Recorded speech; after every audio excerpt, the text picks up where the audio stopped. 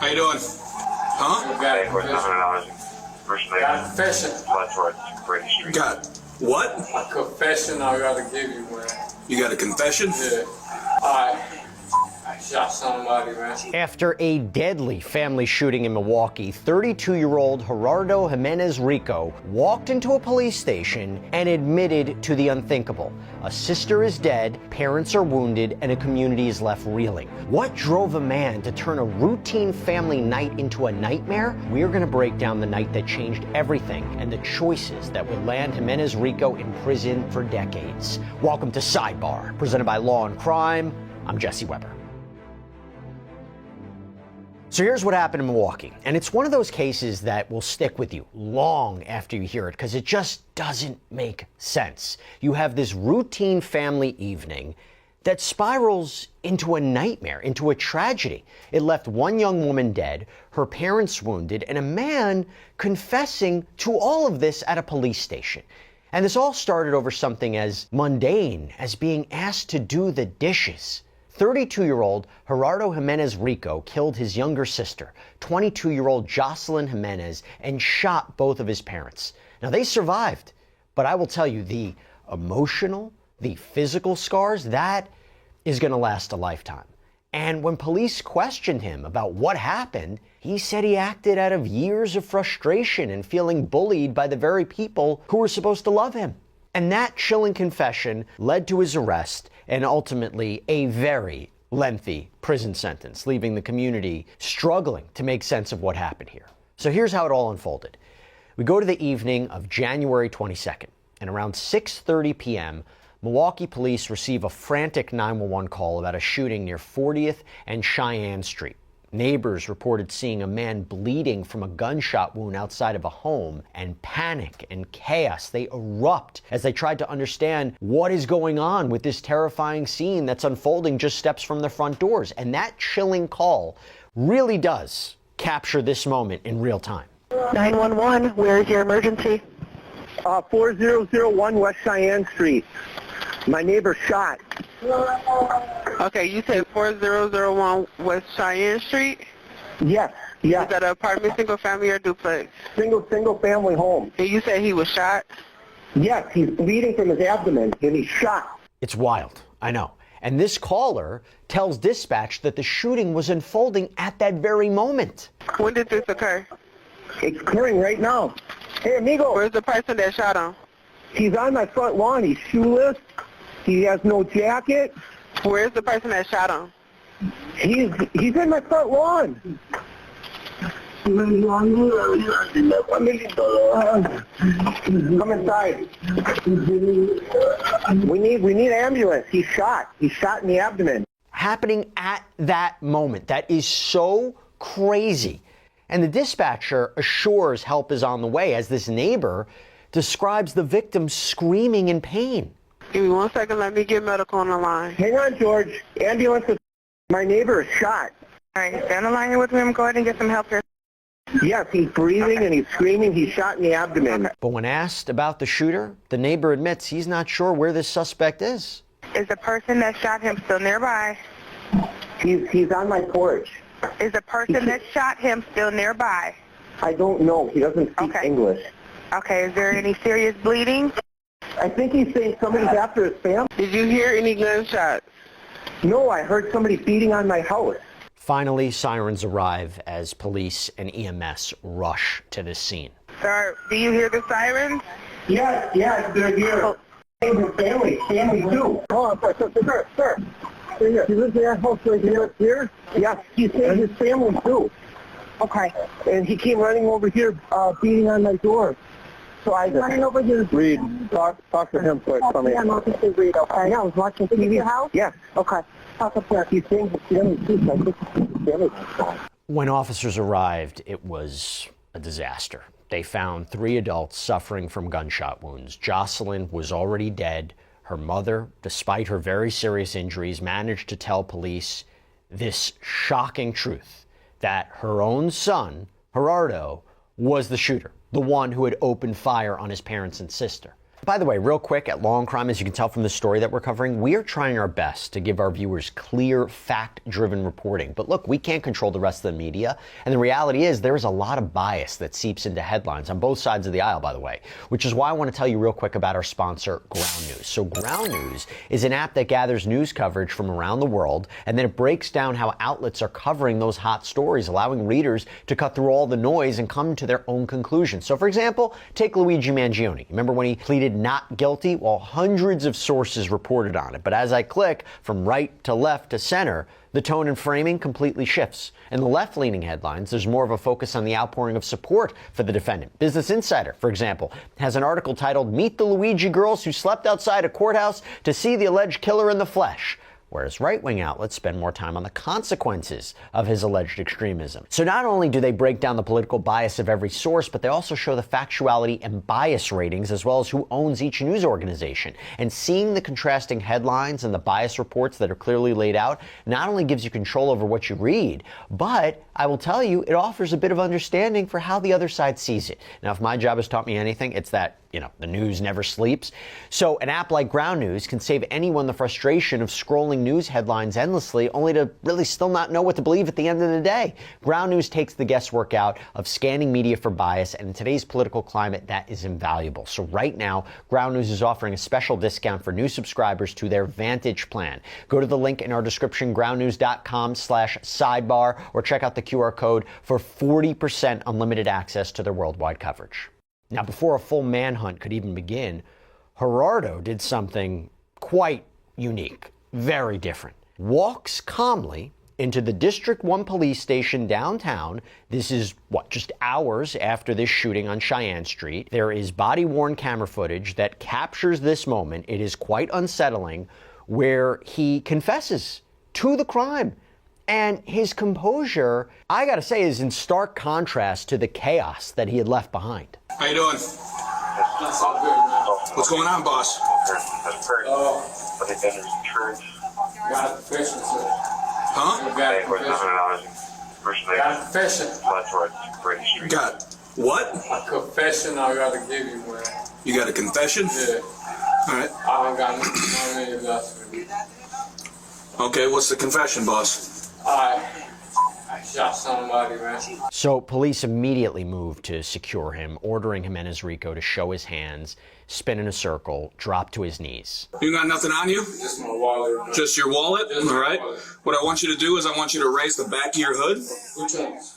Both of them. Yeah. All right. Raise it up so that I can see your belt line. Okay. Okay. I want you to turn in a 360. All right.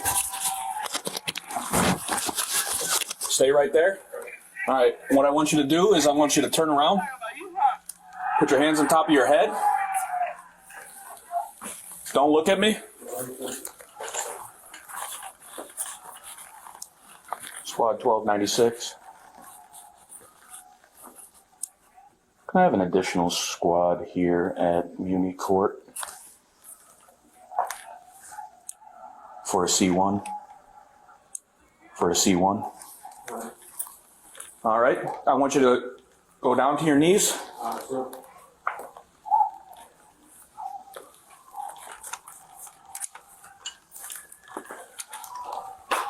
Do not move.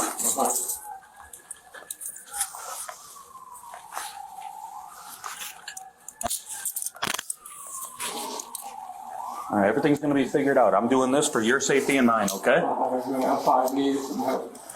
You needed some help? Yeah. Okay.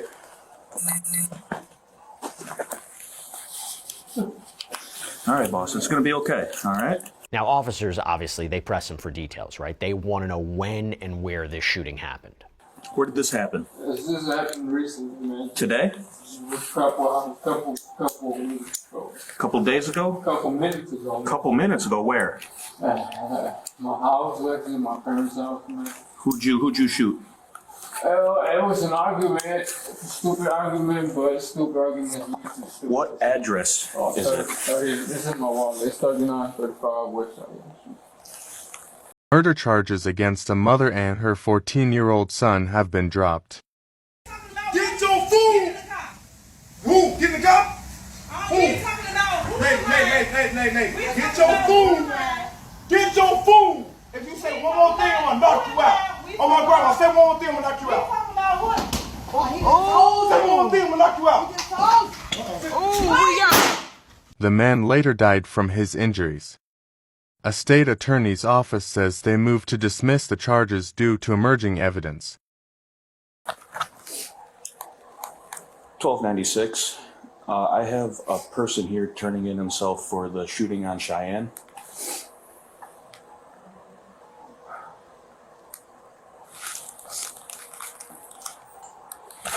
What is your name, sir? Gerardo. Gerardo? You can go in my pocket. It's in my... His name is Gerardo. Why don't you just stand up for me?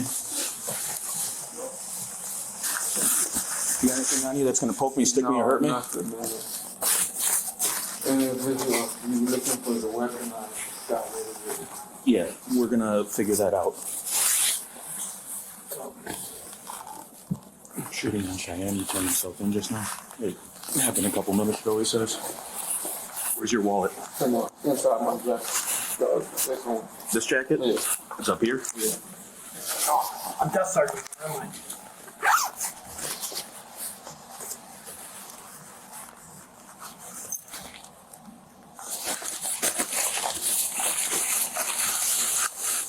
Did you walk here? I took the city bus. Okay. I'm gonna put you down right here.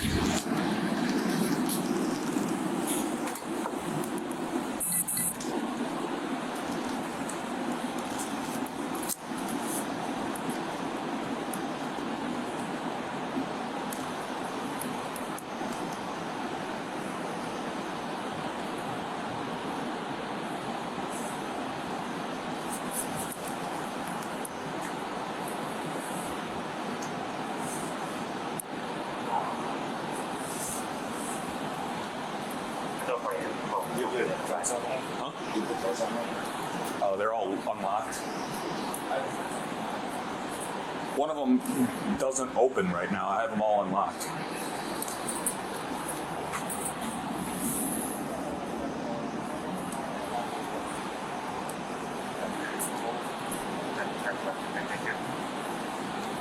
Here's his ID right here. Yes.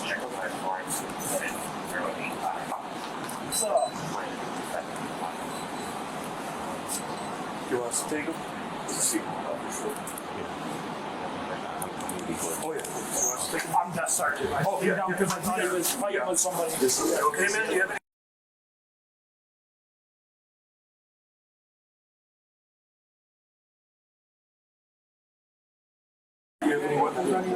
It might be under there. You want to search real quick? If you want to search them again, and then those are my coats whenever you bring them back. I'll be right here till midnight. I don't think they ran through.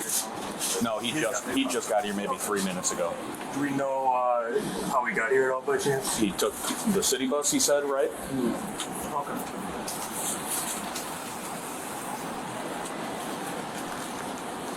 What I guess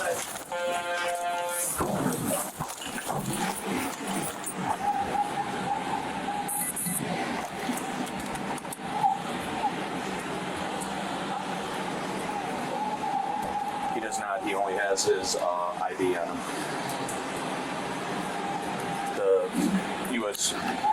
The task force is all down here. They're taking him right now. Yes, sir. Excuse me, what squad is going to book through? 9434. What was it? 9434. 9434? 9434, sir. Okay, so according to the criminal complaint in this case, Gerardo told detectives that his parents and sister had just returned that night from a month-long trip to Mexico. And he hadn't gone, citing unemployment, financial strain, and in his mind, those factors made him a target of constant criticism at home. He described years of what he called bullying, claiming his family would often gang up on him. And on the night of the shooting, he said it all came to a head over something as ordinary as dirty dishes in the sink.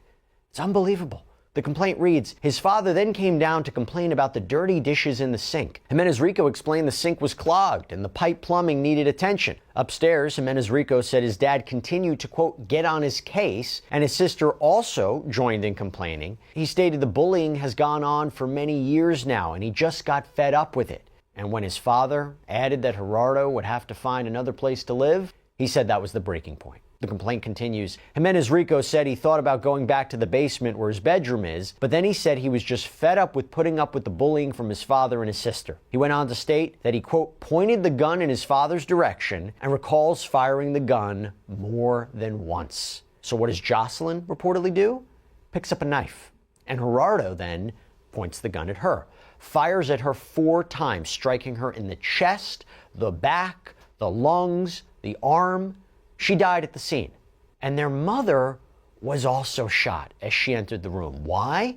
Well, Gerardo later told investigators he didn't intend to shoot her, but really couldn't explain why he shot her. Both parents, they were rushed to the hospital, severe injuries. They ultimately survived. And these crime scene photos, my gosh, they capture the harrowing aftermath inside of that home. Investigators documented every corner, the entryway, the kitchen, the living spaces, revealing, again, I keep using this word, the chaos that was left behind. Evidence markers were placed near spent shell casings, a knife, blood stains across the floors. Photos also show the firearm that police say Gerardo used, along with personal belongings that were scattered in the wake of this violence. Law enforcement, they carefully photographed each item. They reconstructed the sequence of events, the sequence of this shooting.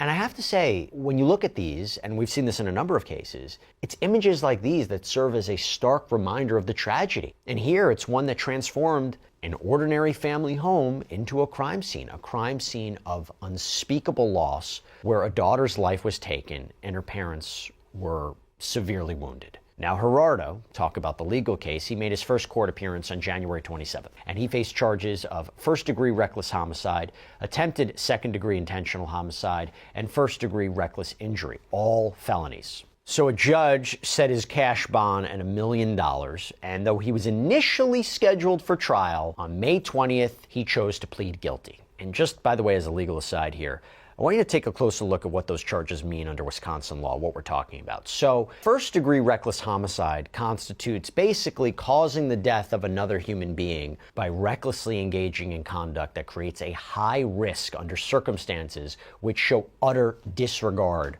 for human life. And by the way, recklessness, it is more than just negligence. It is consciously disregarding a known risk. And shooting his sister multiple times, despite not necessarily maybe intending her death in a premeditated way, seems to fit this charge under the law. Attempted second-degree intentional homicide is defined as attempting to intentionally cause the death of another person without premeditation, right? Second degree. And an attempt means essentially taking substantial steps toward committing the act, but failing or being interrupted in some way. And shooting both parents, but failing to kill them, that would seem to qualify for this charge.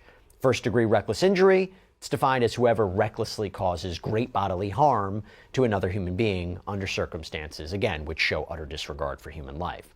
Shooting his mother, who survived but was seriously injured, meets that definition. So what happened in the end? A Milwaukee County judge sentenced him to 35 years in prison, and this is followed by 19 years of supervised release. But Gerardo's explanation, it didn't really do much to ease the pain for this family.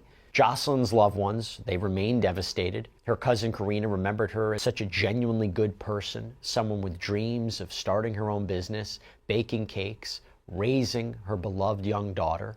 Jocelyn leaves behind a 4-year-old little girl.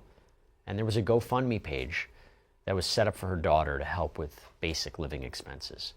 And you have these parents who are now trying to make sense of all this. They've lost their child. It is a horrible situation, a horrible crime, and again, one hard to make sense of. That's all we have for you right now here on Sidebar, everybody. Thank you so much for joining us. And as always, please subscribe on YouTube, Apple Podcasts, Spotify, wherever you should get your podcasts. I'm Jesse Weber. I'll speak to you next time.